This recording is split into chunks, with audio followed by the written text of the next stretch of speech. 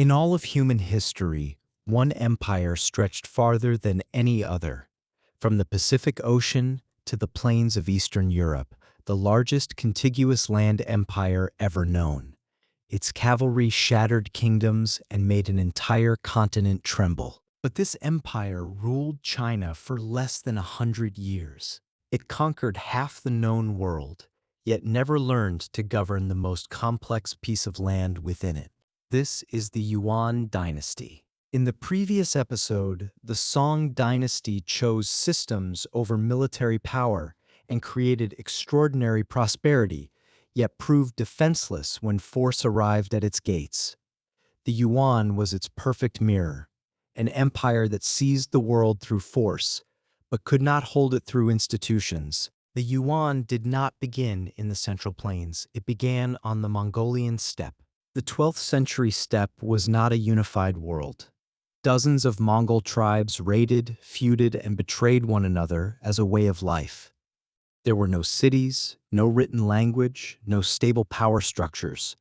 Whoever had the fastest horses, the sharpest blades, and the most followers was master, for the moment. On this steppe, a boy named Temujin was learning to survive.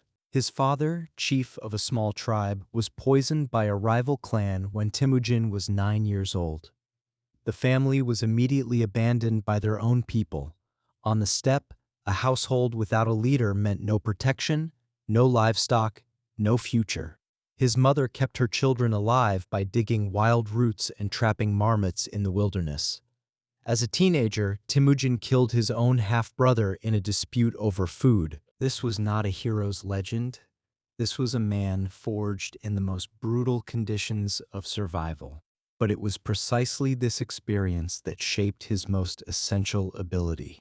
He had been hunted, captured, betrayed by his closest ally, and left with nearly nothing after defeat. Each time he rebuilt from zero. These cycles of failure and reconstruction taught him one thing. On the steppe, blood and tribal loyalty could not determine who was trustworthy. Only those who stood beside you in crisis could be relied upon. His earliest followers were not relatives, but a handful of young men abandoned by their tribes, just as he had been. Starting from this smallest core, he attached himself to more powerful chiefs to build strength, then grew through rounds of alliance and betrayal. He broke the old rules of the steppe. Regardless of birth or tribe, anyone loyal and capable could join his inner circle. Over nearly 20 years, he defeated, absorbed, or won over every tribe on the grasslands. In 1206, the Mongol tribes gathered at the Anan River and proclaimed him Genghis Khan, a title meaning ruler with the power of the ocean. From that moment, the steppe was no longer a scattering of rival tribes. It became a unified war machine. The parts of that machine were forged by steppe life itself. Mongol boys learned to ride at 3 and shoot arrows at 5, growing up alongside migrating herds and seasonal hunts. Every autumn, the great communal hunt served as a live military exercise, thousands of riders coordinating to encircle prey, requiring scouting, communication, discipline, and teamwork. These men raised on horseback were born cavalry. The genius of Genghis Khan was not creating these abilities, but organizing them into a system. He built a decimal military structure, breaking warriors from different tribes apart and mixing them into unified units answering only to the chain of command. The Mongol army was no longer a loose alliance of tribal fighters. It was a disciplined, professional military force. Then came the question. This enormous machine needed fuel. The steppe economy had a natural ceiling. Nomads could produce meat, milk, leather, and horses, but not grain, textiles, metal tools, or tea. These necessities could only be obtained from agrarian civilizations through trade or plunder. Once the steppe was unified, there were no more internal targets to raid. Yet hundreds of thousands of followers needed a steady flow of goods and spoils to maintain their loyalty. Genghis Khan's first choice was actually trade. He sent a large merchant caravan to the Khwarezmian Empire in Central Asia to establish commerce. The caravan was slaughtered and the envoys that followed were humiliated. This became the direct trigger for the Mongol campaigns westward. The war against the Yuan Dynasty to the south carried even deeper motivation. The Jin had oppressed and humiliated Mongol tribes for generations. They were a hereditary enemy. Conquest was not born from ambition alone. It was driven by the structural demands of survival, ignited by specific acts of hatred and provocation. Mongol cavalry destroyed the Western Xia, crushed the Jin, and swept westward through Central Asia, Persia, and into Eastern Europe. The civilizational collision described in the Song episode erupted here in its most violent form. Steppe nomadic culture trampling agrarian civilizations, urban civilizations, and Islamic civilizations wherever it rode. This was the same force that would drive European ships toward distant continents centuries later. The collision between different civilizations differing only in direction. By the generation of Genghis Khan's grandsons, the Mongol Empire was the largest empire in human history. But conquering a world and governing a world are entirely different things. That problem fell on the shoulders of Kublai Khan. Kublai Khan was Genghis Khan's grandson, but fundamentally different from his grandfather. From a young age, he had been drawn to Chinese culture, surrounding himself with Chinese advisors and Confucian scholars. Among the Mongol nobility, he understood the Chinese system of governance better than anyone. In 1271, Kublai Khan declared the dynasty's name, Da Yuan, drawn from the phrase, "Great is the primordial force in the Book of Changes." The gesture itself was a signal. He did not want to be merely a steppe Khan. He wanted to be a Chinese emperor. In 1279, the southern Song fell. For the first time in history, a steppe power had unified all of China. But Kublai Khan's real challenge was just beginning. He faced an impossible task, making the Mongols accept a system they did not understand, and making the Chinese accept a ruler they did not recognize as their own. He was trapped between two worlds. Two, Chinese for the Mongol aristocracy, forever a foreign conqueror to the Chinese scholar class. He tried to walk a middle path. Institutionally, the Yuan adopted the Central Plains model of centralized governance and introduced the provincial system, dividing the vast territory into large administrative regions. This system was later inherited by the Ming and Qing dynasties and remains the basis of Chinese administration today. It is the Yuan dynasty's most lasting contribution to Chinese political structure. Kublai Khan also built a new capital, Dadu, modern-day Beijing. The Mongols established an empire-wide relay station network. Orders from Dadu could reach destinations thousands of miles away within days. Merchants, envoys, and missionaries traveled these routes freely. The Italian traveler Marco Polo arrived in Dadu through this network and later described an Eastern world that Europeans could scarcely believe. In geographic terms, the Yuan integrated China into a super network spanning Eurasia. The world had never been so tightly connected, but connection did not mean integration. In distributing power, Kublai Khan made a fateful choice.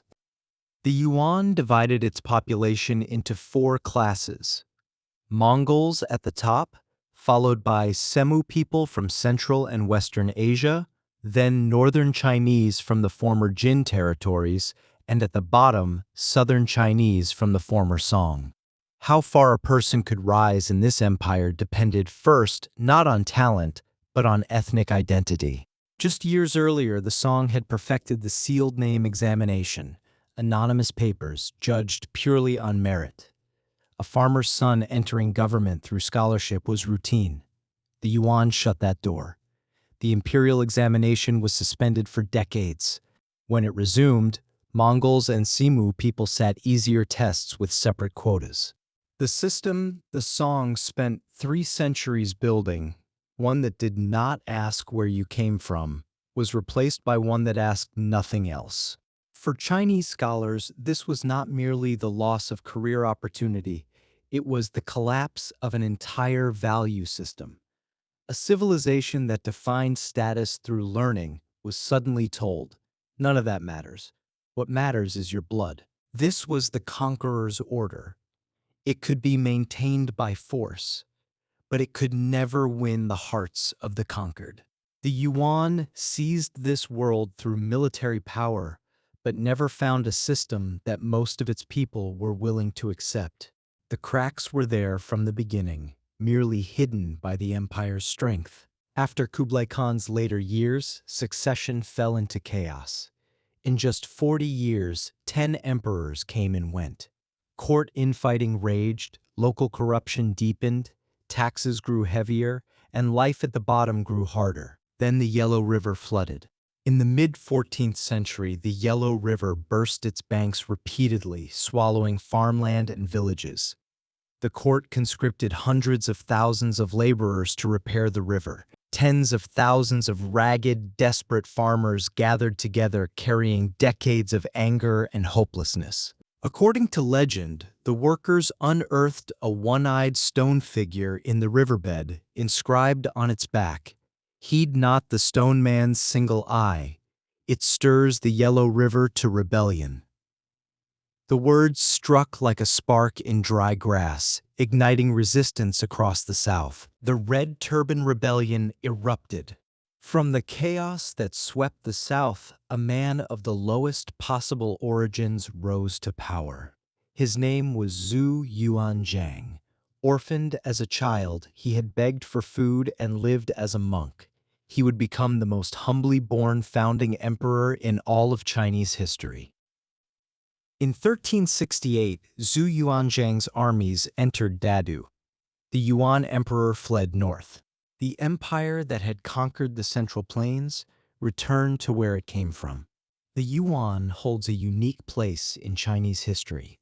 It was the first to fully integrate China into a Eurasian imperial network, and the first to make the Central Plains a conquered territory. It left behind the provincial system, established Beijing as a political center, and left behind a profound lesson. If the Song's problem was institutions too refined to defend themselves, the Yuan's problem was the exact opposite. Military power strong enough to conquer everything, yet lacking a system the conquered were willing to accept. The Yuan posed a question that has recurred throughout human history. When an outside force conquers a civilization, should it reshape that civilization or allow itself to be reshaped by it?